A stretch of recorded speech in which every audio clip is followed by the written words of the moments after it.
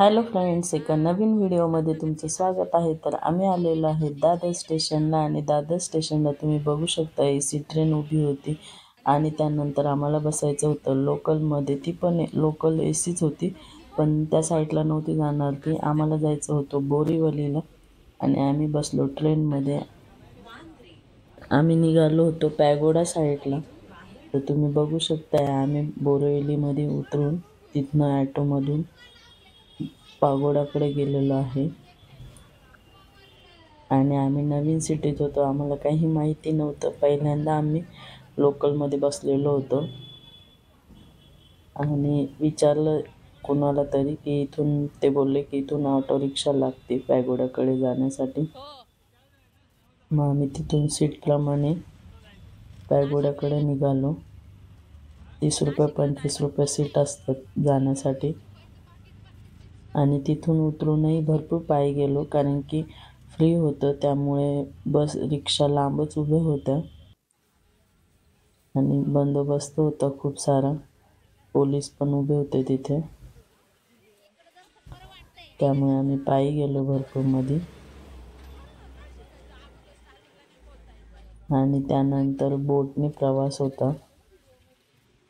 तिथे पण पैसे लागतात 100 रुपये, पण 6 डिसेंबरमुळे 3 दिवस फ्री होतं सगळ्यांसाठी आणि बघण्यासाठी खूप सारी गर्दी पण होती.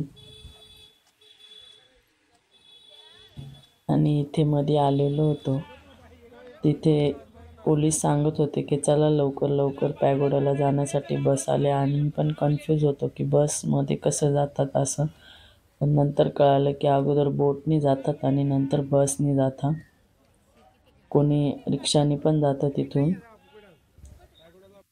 असं असतं पहिल्यांदा आल्यावर. ज्याला माहिती त्याला सोबत घेऊन गेल्यावर काही वाटत नाही, पण आम्हाला काहीच माहिती नव्हतं. त्यानंतर आम्ही बसलो बोटमध्ये. एवढी गर्दी होती की बसायलाही जागा नव्हती. मी दुसऱ्या बोटमधनं उतरलेले. पब्लिक होती ही, खूपच गर्दी होती. 6 डिसेंबरमुळे फ्री होतं 2-3 दिवस. तर तिकडनं येताना आम्ही ह्या बोटमध्ये बसलो. त्यावेळेस अंधार झाला होता, त्यामुळे काही व्हिडिओ शूट केला नाही.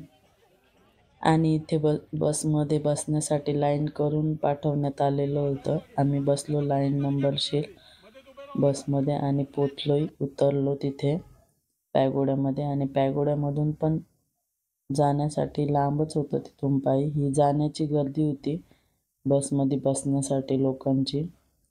आणि आम्ही इथे पॅगोडामध्ये पोचलो आहे. बघून तर असे डोळे भरून गेले की खूपच छान आहे. असं डोळ्यातनं मावणारं निसर्गमय वातावरण आहे आणि खूप छान असं स्तूप आहे पॅगोडा टेम्पल. तिथे स्क्रीन लावलेली होती, सगळं बाबासाहेबांचं चालू होतं. भोजनदानही होतं एका साईडला, पण आम्ही काही भोजनदान केलं नाही. एक साईडला लेडीज, एक साईडला जेंट्स, असं जाण्याचा रस्ता होता. खूप छान असं बंदोबस्त केलेला होता आणि चेकिंगही केली वरती गेल्यानंतर सगळ्यांची.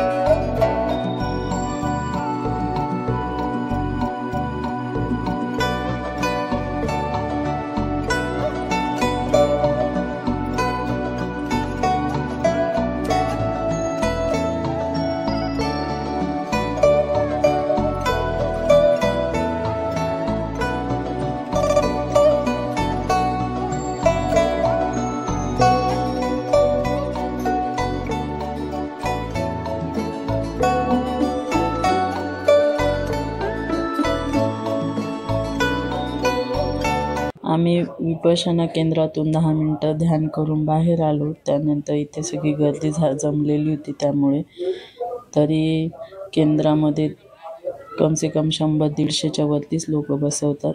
त्याच्यापेक्षा जास्त म्हणजे 4-5 हजार बसू शकतात, पण त्या टायमाला तेवढेच होते, त्यामुळे तेवढेच बसवले. आणि इकडं धम्मचक्र छान असं फिरत आहे. इथे थोडेसे फोटो काढले. त्यानंतर सगळे व्यवस्थित सगळीकडनं बघितलं. खूप मस्त असं डोळ्यात दिपणारं पॅगोडा टेम्पल होतं.